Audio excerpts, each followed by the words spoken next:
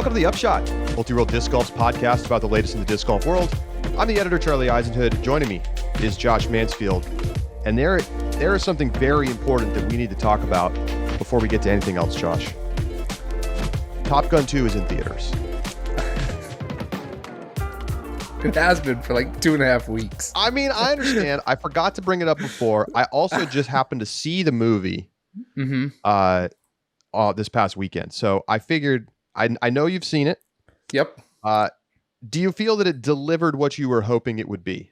It's been getting rave reviews. It did. I think they were well deserved. I thought it was an excellent movie. And the big thing about like Top Gun, like the original Top Gun, is the plot is a little bit thin in that movie. It's thin. lots of action shots, nostalgic 80s music, and mustaches. Like that's there you go. If you haven't seen Top Gun, I've now summarized the entire movie for you. It's great. You should still watch it. Top Gun Maverick was just an excellent film though. And the reason we went, it was a delayed Mother's Day gift from my mom, who loves Top Gun. I mean, this is her favorite show of all time. So she's been just dying to see this. Got COVID when we planned on going last week, so she had to wait an extra week. Yeah, it was bad. So we go see Top Gun, and we went in the big, we don't have, it's not an IMAX theater, but it's equivalent of kind of thing, extra large screen, extra sound, immersive, whatever. And, during the scene when, this is in a trailer, so I don't feel bad about spoiling this, but when they're flying through the canyon and they go underneath the bridge, my mom like actually ducked in her seat. So it was an incredible movie. If you haven't seen it yet, I highly recommend it. My sister-in-law watched it without watching Top Gun original, and she said she understood mostly what was going on. You should still watch the original, but go see this at the very least. Yeah, I double-headed. I rewatched the original for like the 5th time or something on Saturday, and then we went and saw the new one on Sunday. And it was nice to have them back to back. Sure. They did a really nice job, I thought, like bringing the vibe and many of the like consistent storylines from movie 1 to movie 2. Yes. But they didn't overdo it, you know? They didn't like beat you over the head with it too much. And I also thought that they like did a pretty good job of making it like at least understandable for somebody who hasn't seen the original movie. Yes. Yeah. It was a really, really good movie. It's really well done. Here's my rapid review. Okay. The character development was not as good as in the first movie. Okay. But the plot was a lot more coherent and like to the point. And I think that drove the movie effectively. You mean the plot was there? Right. Well, like rewatching the original one, I was like, what is the story of this movie? There isn't They're one. hanging out. They're like playing volleyball. There's like macho battle, and then they're like fight MiGs. But there's never any like. I think it's because it came out during the Cold War, so there's like this like sort of uneasy way of sort of like we're fighting MiGs, but they never say the Russians. It's just the MiGs, and they like have this aerial battle that there's never any like content. Like if there was an actual fighter planes warring in the skies, there would be like a global conflict started. But instead it's just like, nope, we won the battle and that is it. But this movie is a lot more clear on kind of what its point is. So I thought it was enjoyable. So let's talk some disc golf. We got a lot to get to today, actually. We're going to go through some Portland Open Spectator reviews. Thank you so much to everybody who's emailed in. I've probably gotten about 10 emails at this point from folks who are on the ground and experienced it and told us a little bit about what they thought. Before we get to that, though, I want to talk about the Match Play Championship pools. Now, if you don't remember this, they announced a few weeks ago that they're, instead of doing a standard bracket of Match Play, where it's just head-to-head, they have 4-person pools, and 1 person from each pool advances into, I guess, the semifinals, and then they play from there. So I want to have us take a look at the pools. If you're watching on YouTube, we'll read them out if you're just a podcast listener, but we hope you check out our YouTube channel, like and subscribe, And of course, if you're not already subscribed to the pod and wherever you listen to your podcast, do that as well. We appreciate a review if you can get us one. So each player will play a 12-hole match against the other 3 players in their pool. And the winner of each pool will advance to the final 4.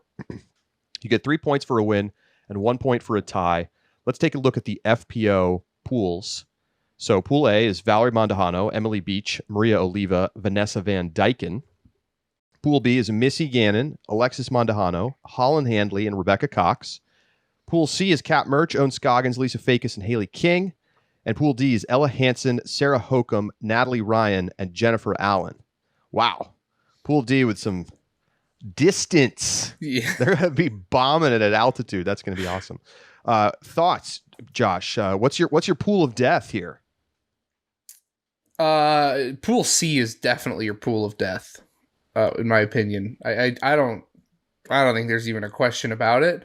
Kat Murch has been playing great all season. Owen Scoggins is consistent as always. Lisa Fakis can always surprise you. See Worlds last year and is just an incredible all-around player. And just Haley, a great putter. Great putter, yes. That's big in match play. It is. And Haley King is seeded too low because she hasn't played enough events. So Pool C is going to be a bloodbath. Yeah, that's going to be tough. I mean, I feel like Valerie Mondahano looks like a pretty good command of Pool A. Mm-hmm. But the thing is, it's match play, like no easy buckets out there.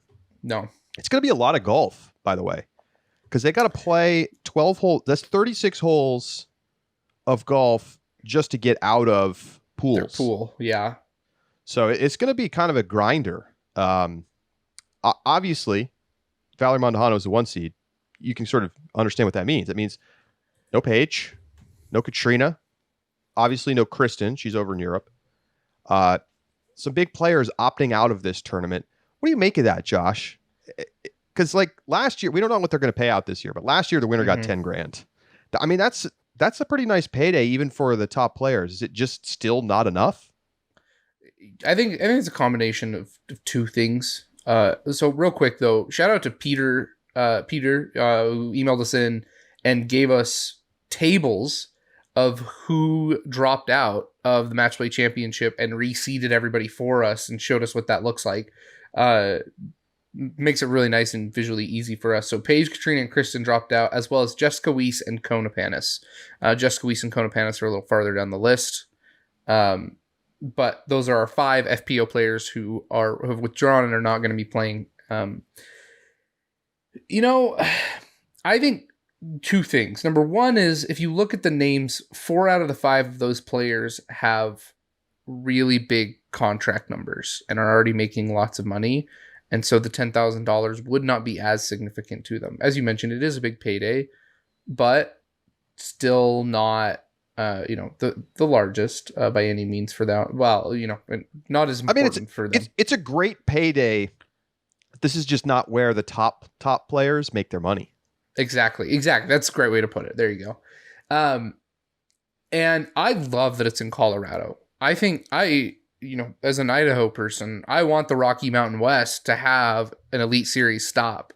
That being said, when you're doing, Oregon to going out to the preserve, I could see why some players don't want to stop in Colorado and would rather just make the drive and then take a weekend off. As you mentioned, I mean, especially over an FPO side, you have 17 weeks of unbroken disc golf. And for these top players who are going to be going to Europe, this may be one of the few breaks that they're getting. And so they're taking advantage of that. Let's look at the MPO pools. Pool A, Calvin Heimberg is your 1 seed. Aaron Gossage, Mason Ford, Anthony Barella. That's going to be fun. Pool B, Gannon Burr, Simon Lizotte, Ezra Aderhold, Jeremy Coling. Oof. Tough draw for Big Germ. Pool C is James Conrad, Nico Castro, Kyle Klein, and Alden Harris. And Pool D is Joel Freeman, Kevin Jones, Luke Humphreys, and Chandler Fry. I'm going with...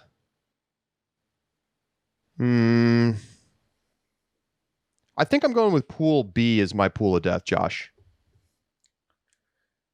Yeah, I think you're right there. I think that Pool A could get given that it's match play, I think it's Barella stands a good chance of Love showing Barella's up. chances.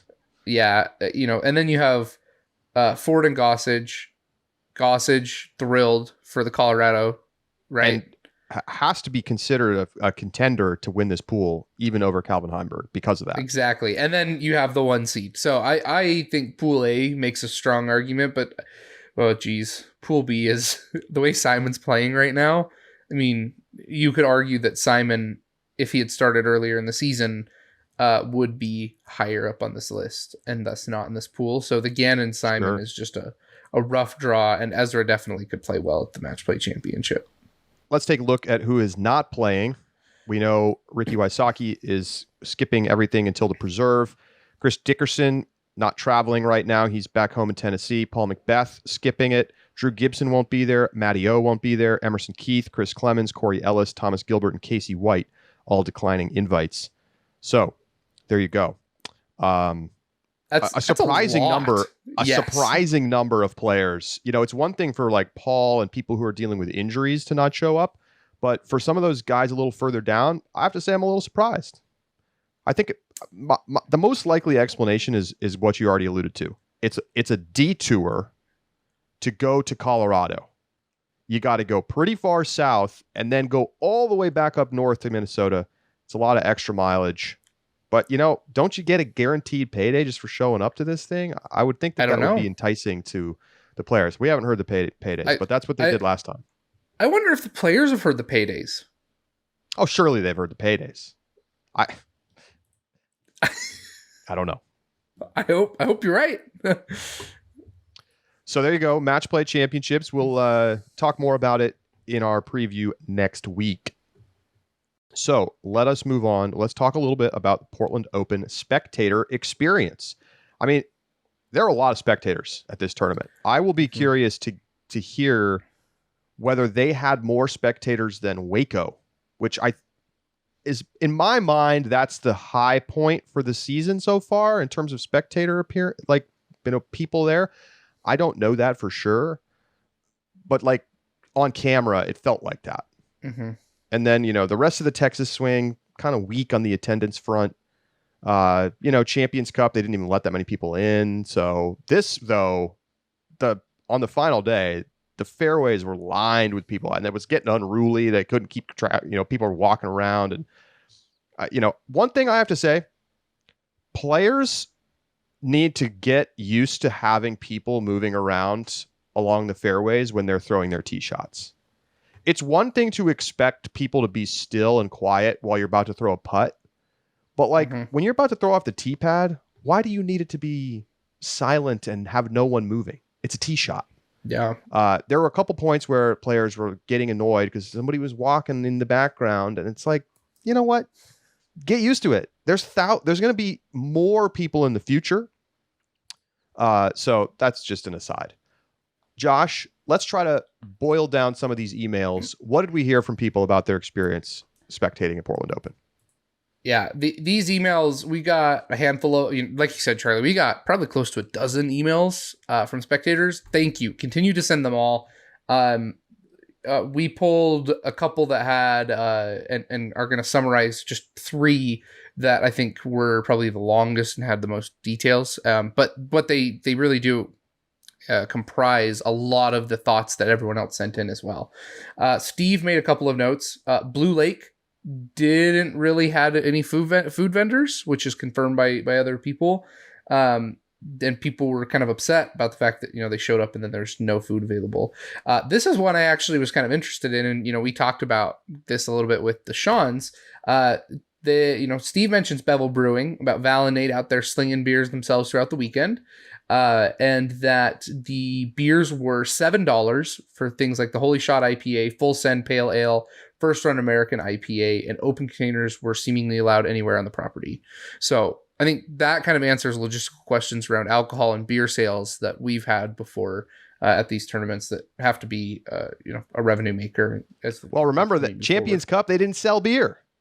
They couldn't sell beer. Yeah. Yep. Yeah, can't have that. So, that has to be like a focus and priority. I'm serious. Yeah, I know. Yeah. Crowd control says that at Blue Lake, it was, I mean, it's a public park. People could show up. There was no one checking VIP wristbands. This is something that we've heard before in the past, especially around park courses that are just, proprietary disc golf courses not designed for this kind of spectator experience. Sounds like it's still 2019 Worlds or 2017. What year were you talking about? What Worlds was it where you just walked on? Peoria. I don't remember what year it is off the top of my head. Whatever year Peoria was. It was just free for all. That's still happening. It is still happening. I think the big thing here, Josh, to the broadest takeaway, people had a great experience. Yes. And there were small things that bothered them. Yep. But like broadly, people really enjoyed being able to interact with the pros, watch them play up close, watch them warm up close, meet Val and Nate. And it sounds like they were a little bit limited on some things, like a little bit of a lack of volunteer support, a little bit of a lack of logistical amenities for spectators, whether that be food trucks or bathrooms or things like that. And a little bit of a lack of communication, which I think was also evident publicly. Yeah. I don't necessarily mean to single this event out. I think we could have these kinds of conversations about any tournament during the season. This one just happened to have a ton of spectators, and that's evidenced by the amount of people who've emailed in. But I think these are all fixable things, and that was kind of the sentiment that people shared, is that it's like, yeah, they need to make sure they have more bathrooms next time, but I had a great time, and it was a great overall experience, and I'll definitely go back. And I think that I don't think I saw anybody say, I didn't have fun, I won't go back next time. Didn't see that either. The one big one I wanted to talk about, and you mentioned it during your large overview, Mike says that volunteers were extremely shorthanded. And I think this is actually a real problem that we need to consider for the Disc Golf Pro Tour.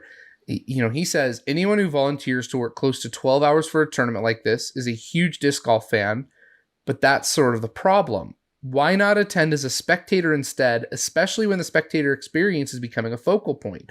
Would I want to stand still alone in a fairway spotting a single hole all day, or would I rather be drinking a cold beer following my favorite card?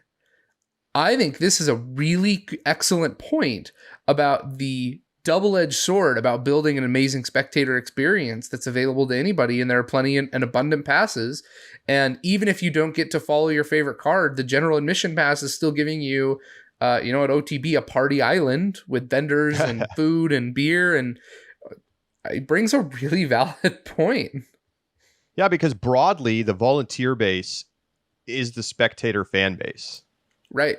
So here's my proposal. This is free advice consultation here on the Upshot. What they need to do is follow along in the footsteps of music festivals. About 10 years ago, I went to Bonnaroo in Tennessee, and I volunteered, and I got a free pass to the entire event.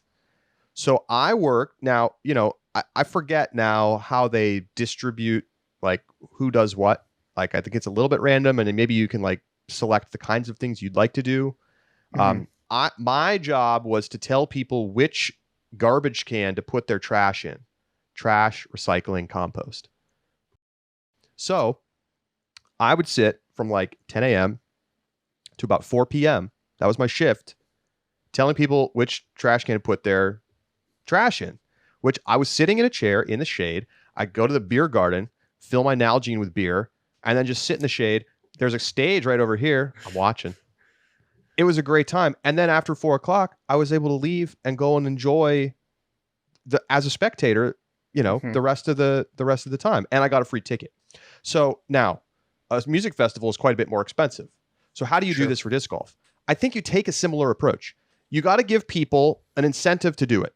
Make them even perhaps pay, but do like MVP Open, give them 3 discs, drinks, food, shirt, whatever, right? Meet and greet with some pros.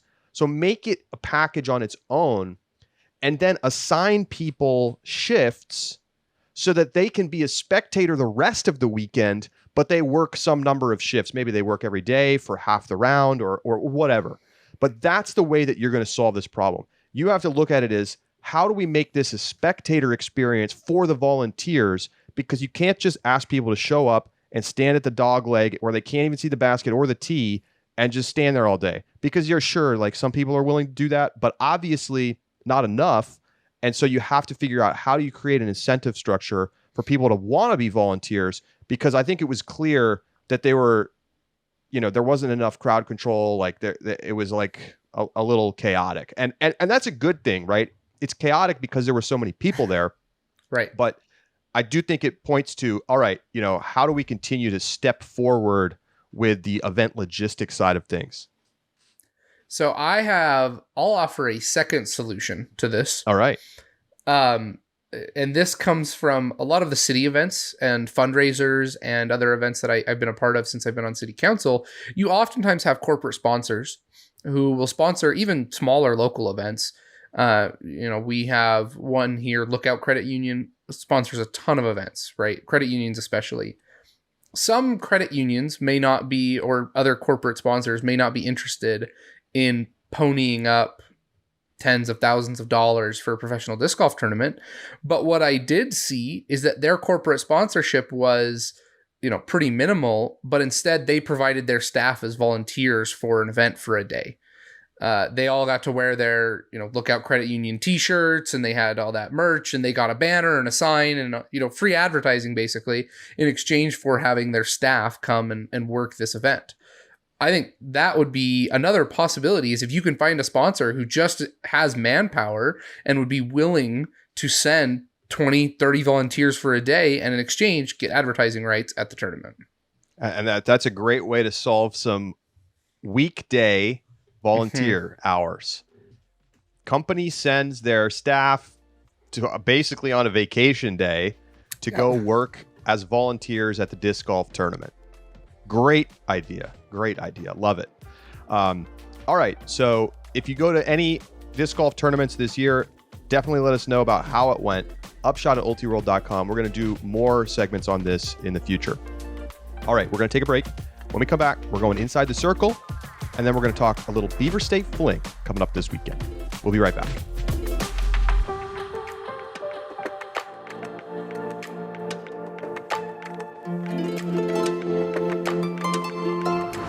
The Upshot is presented by Pound Disc Golf, makers of the best bags in the sport. Now, I know you're probably tired of hearing me talk about the Rufus, but it's just about time. Pre-orders, final pricing coming very soon. Head over to Pound Disc Golf's Facebook page. It's just facebook.com/Pound Disc Golf, and check out the latest video where Pound owner Levi Hancock takes you through all of the changes to the prototypes in this Rufus. It will be available very soon, so keep your eyes posted to PoundDiscGolf.com.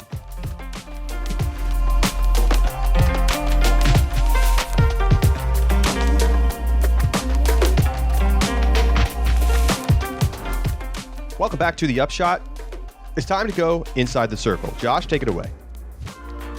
Yeah, a couple of exciting events that happened, and the big one that I think everybody heard of right away. It was all over social media almost instantly.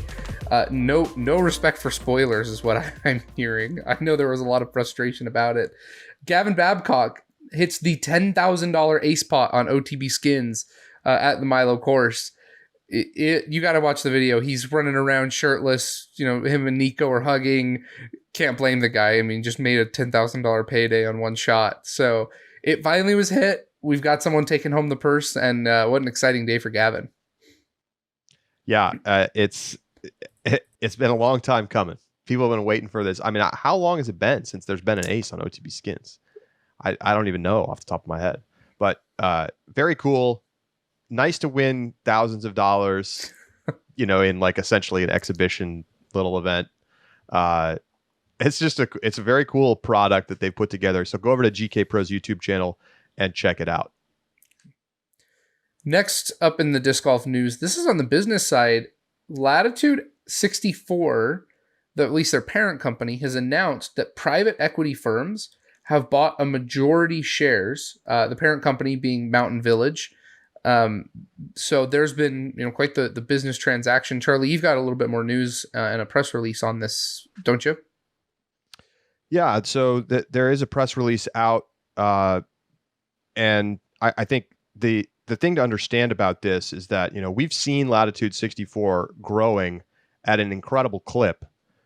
They acquired Castoplast earlier this year and worked with a broker to essentially bring in deep-pocketed investors, and they've sold the majority of their shares, which means they've been acquired. So these two private equity firms in Europe have bought the company, and I talked to David Berglund, the CEO, via email, and I'll just read this quote because I think it's interesting and kind of gives a sense of what their goals were here. So this is from David Berglund. Since we started in 2005, we've been in countless situations where we had to choose between different things. We've always been profitable and kept the vast majority of the profits in the company to enable continued growth. We've spent large amounts on research and development, as disc manufacturing is at the core of our business, but we've also spent on sponsorships of players and tournaments. Signing Ricky a few years ago and seeing him win back-to-back world titles was a milestone. Now we have a larger player budget and enjoy following our team playing tournaments all over the world. The last couple of years, Kristen Tatar's success has of course stood out, and we are very proud to have her represent us in the professional way she does. With all that said, there's always been a limitation to what we can afford to do in the sport. We want to spend even more on R&D and have some great stuff coming out in the near future. But we've also watched the growth of the sport and wanted to take a bigger role in enabling that. Finally, we've seen the positive effects of having a realistic digital platform for future esport disc golf events and have built up Disc Golf Valley. That has been very successful. We have a new vision for the digital side, and we'll invite other companies in the sport to be a part of that, as we see it as one of the many ways to continue making disc golf a mainstream sport globally. So to go back to your question, the motivation in doing this is to enable us to do even more in and for the sport than we've done so far, and we are excited to be able to pursue more things at once. So they sold 51% of the company. All of the Latitude 64 founders are going to remain with the company in slightly different roles, and no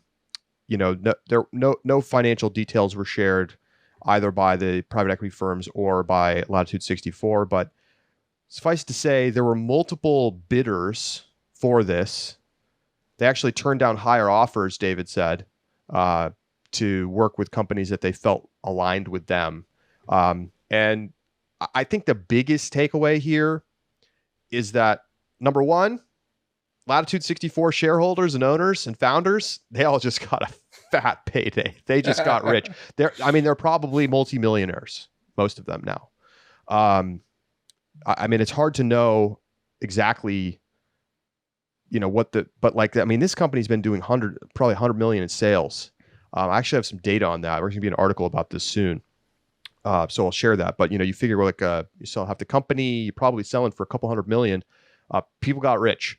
And the other thing, the fact that everybody's staying on, this is big outside capital coming into disc golf in a meaningful way. I asked about whether they think they might go public in the future. That's not in the cards right now, but I don't know that we're that far off from having a company like Latitude 64, like a big global brand, enter the public markets, and you could buy shares yourself. It doesn't feel like an outlandish thing. It'd still be a small cap firm right now, but the growth of the sport, this is an incredibly bullish signal about where the industry's going. The fact that you have companies who are trying to come in and earn a return on their investment, willing to buy one of the biggest companies in the sport, huge deal. This has gone under the radar, but it's a huge deal.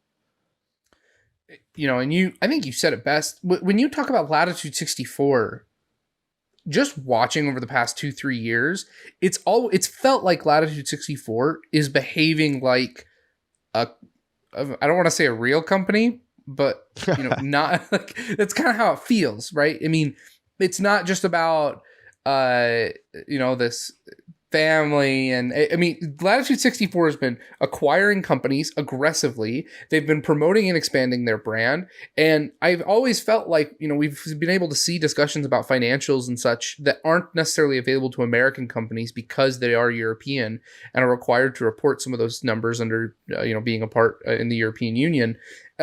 It is, all in all, Latitude 64 has long felt like a company that is poised for this sort of an acquisition, given their aggressive nature, both on, as they mentioned, the digital front, as well as just in the, the business side. And that's something that I think is really noteworthy about why Latitude 64 is the one that's being able to sell for these kind of investors. I don't think it's just necessarily about value, right? Because we know that Innova produces discs for other smaller companies, and in terms of actual production numbers may be higher than Latitude 64. Discraft has been rapidly increasing, and ever since signing Paul has been Paul and Page. And so while there are other Goliaths in the sport, neither of those Goliaths have behaved in the way that it seems Latitude 64 has, who really have prioritized and done, like you mentioned, this return on investment on the capital side that is just, night and day, really, compared to the rest of the industry.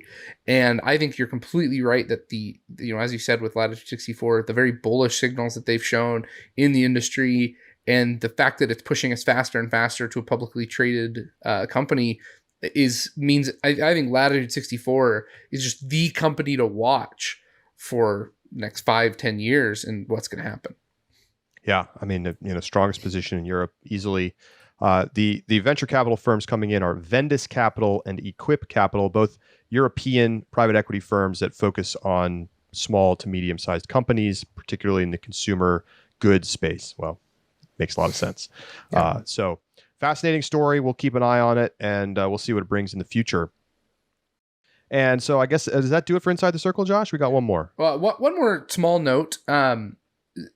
Previous to the Portland Open, Disc Golf Pro Tour put out a tweet about a new partnership with Epic Games, and then they very quickly pulled said tweet and have scrubbed that. And I mean, you can't really find any evidence of this sponsorship anywhere, except for the fact that the live coverage of the Disc Golf Pro Tour was running Fortnite ads and said that it was presented by Fortnite and commentators were talking about it. So it's obvious there's some sort of partnership going on there.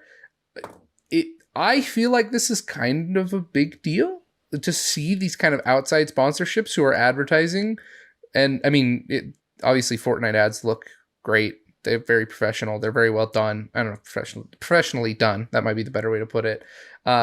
It's a different kind of ad because especially when you saw, Gavin Rathbun pulling a cat disc out of a tree with a disc retriever followed up by a Fortnite ad. It was almost jarring to see.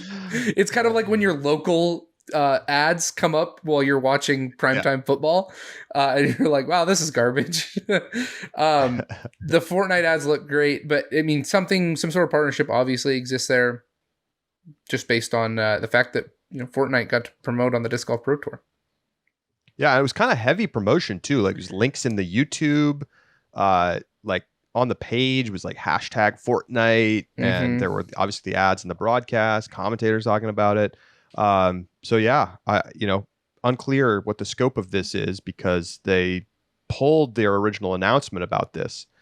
So something to keep an eye on. And I agree, Josh. I mean, it's just all we are seeing is signs of the strength of the sport right now with money coming in from outside.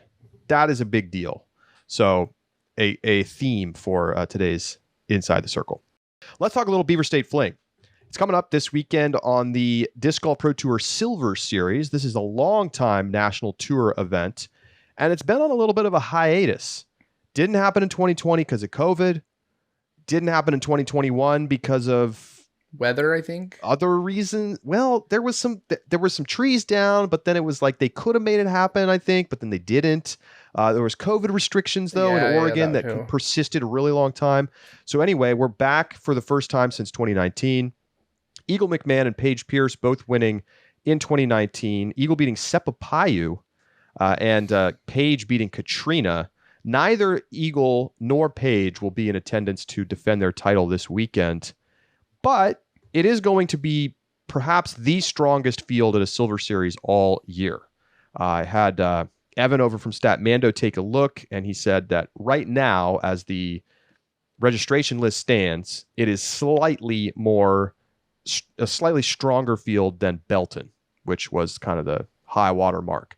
We'll see what ends up happening, but suffice to say, it's going to be a very competitive tournament. A lot of pros. I mean, we heard from Garrett Gerthy yesterday that, Milo East and Milo West are his two favorite courses in the world. And so a lot of players really like this tournament, really like these courses. So glad that they didn't get destroyed in the wildfires that swept through the area. I think it was last spring and summer. Mm-hmm.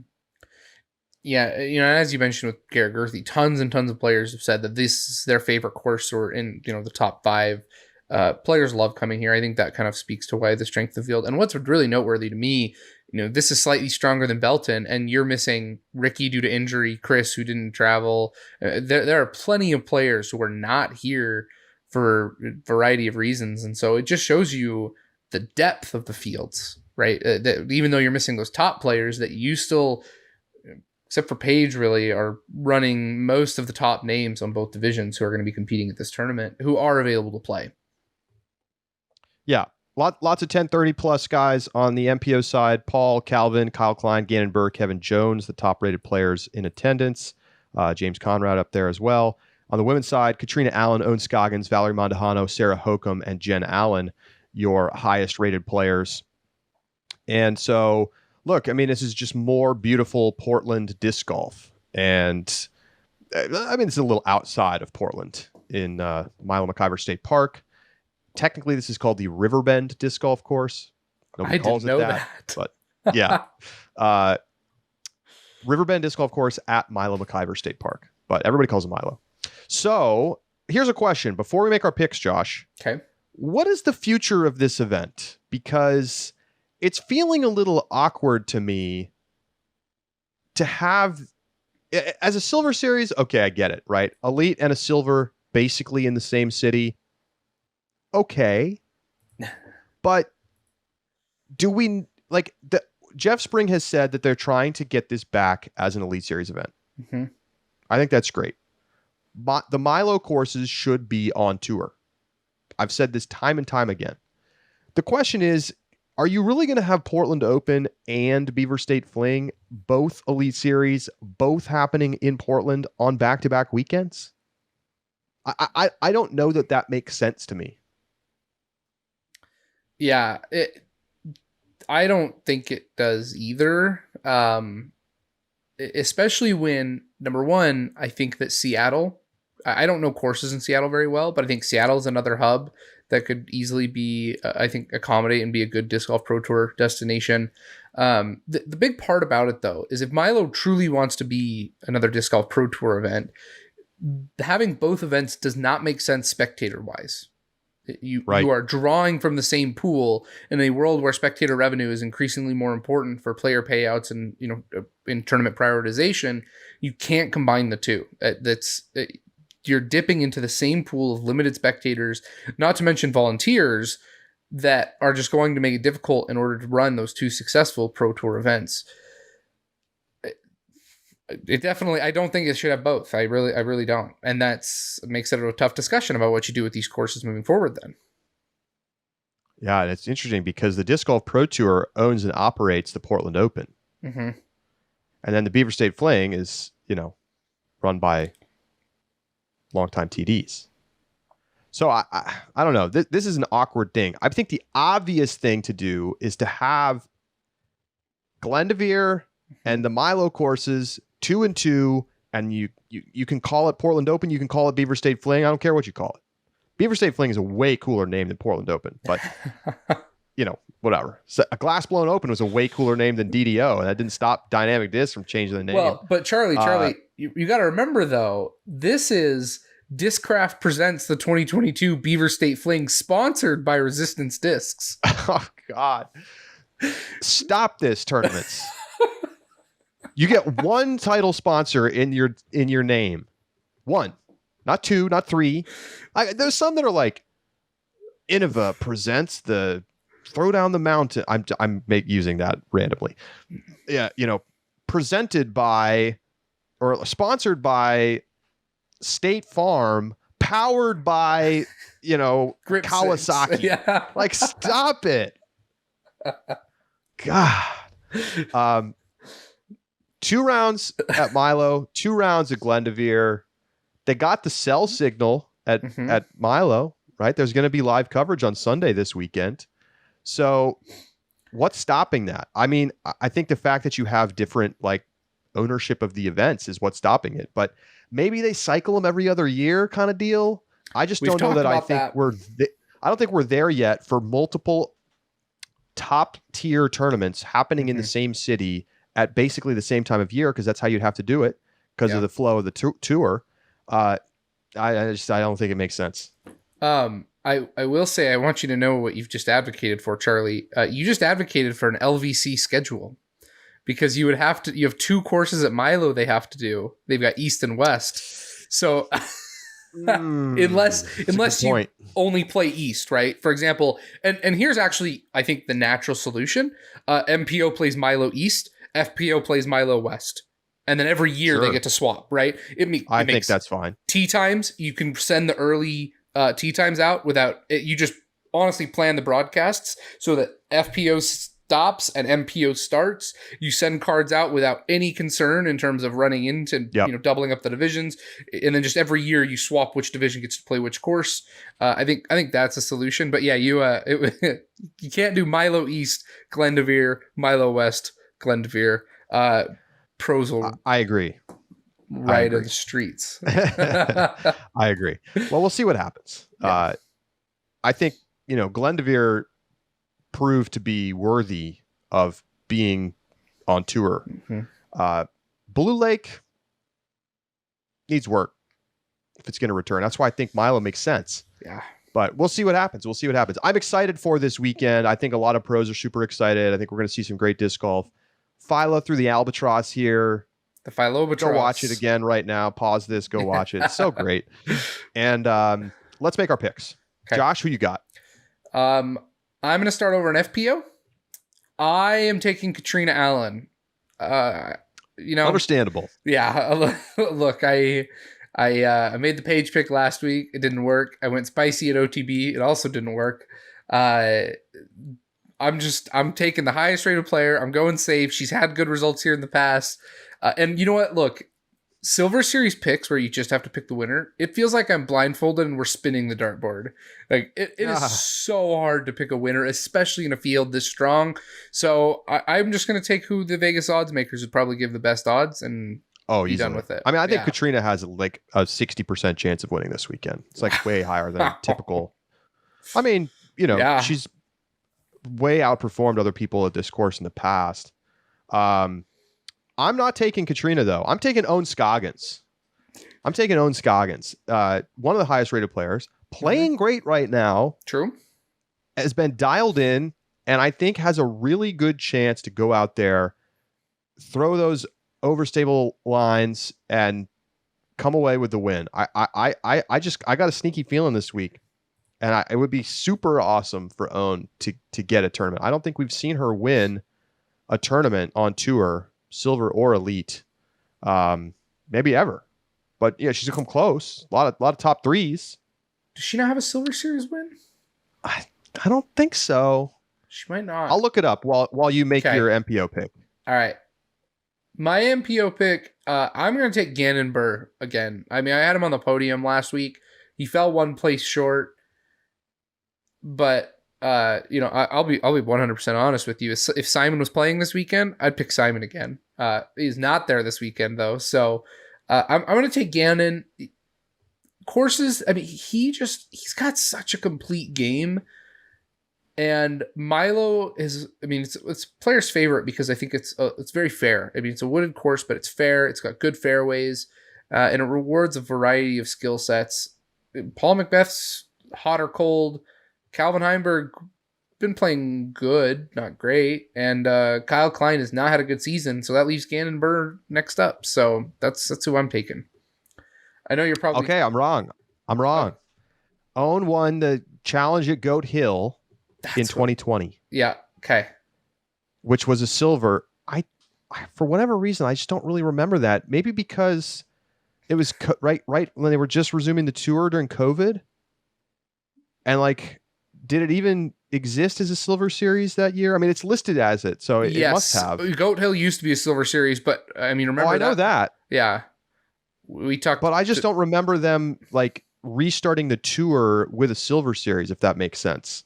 But that's how it's listed, and so we're gonna count it. AB one in MPO and own one in FPO. So a quick mulligan for myself. All right, so my MPO pick is James Conrad.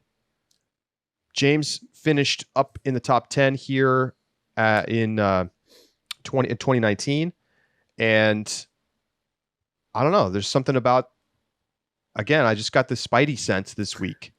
I think his game fits really well in the like line shaping at Milo, and with a number of the big players out right now, I think he's got a great chance to go out there and get a dub. So looking forward to it. I think Simon is certainly an interesting person to look at playing well again this weekend. Garrett Gerthy could not have sounded more confident. Simon is not there. Oh, Simon's not playing. That's right. Yes. Oh, that's sad because he's played really well here in the past. But yeah, Double G, obviously Calvin, obviously Paul. So could be fun. Gonna be fun. All right, Charlie, I got an over-under for you. Go. We have, and this may be the last time we get to see some exciting West Coast players who have, things like full-time jobs, but still are just incredible players on the Disc Golf Pro Tour. That list includes, and I think the three notable ones, Scott Withers, Cole Redolin, and the other Pacific Northwest, James Proctor. That was the other one. So those are three guys out of Oregon and Washington. They are your top guys out of Oregon or Washington. You got to go down a little bit of ways. Kyle Crabtree is next for Washington. Chandler Fry is also from Olympia, Washington. I didn't see Nate Sexton on the registration list. So you have some other players, but those three I think are the notable ones. Over under 9.5 on the place where one of those three finish. 9.5. Yep. For the highest placing of all of them. Of any of the Pacific Northwest guys. So Oregon, Washington. Yep. So, but do I get all of the other Oregon people who are in the field, all the like 970 and 80, etc. folks, or do I just get the three that you named? You can have the other. So I'll tell you what. Let's do 8.5. You get anyone whose PDGA registration is in the state of Washington or Oregon. Okay, I love it. 9.5. 8. We're gonna make it 8.5. You get any of them though, and remember, Cole Redolin took 8th at Portland last weekend. Yeah, he looked pretty darn good. You got some other 1,000 rated guys in there. Ty Love, Dustin Keegan. You already mentioned Scott Withers. On the Washington department, Alex Russell from Vancouver, Washington. Cam Messerschmidt. Haven't heard about him much lately. Yeah, give me the under. So you think one of them will take in the top 8? Do it. Okay, all right. Top 8. This is a fun one. I look forward to following along this weekend. That is going to do it for our show today. Thank you so much for tuning in. And Josh, I will look forward to talking some Beaver State Fling with you next week. Sounds good. All right. Thank you, everybody, for tuning in. For Josh Mansfield, I'm Charlie Eisenhood saying so long. And we'll talk to you Tuesday right here on The Upshot.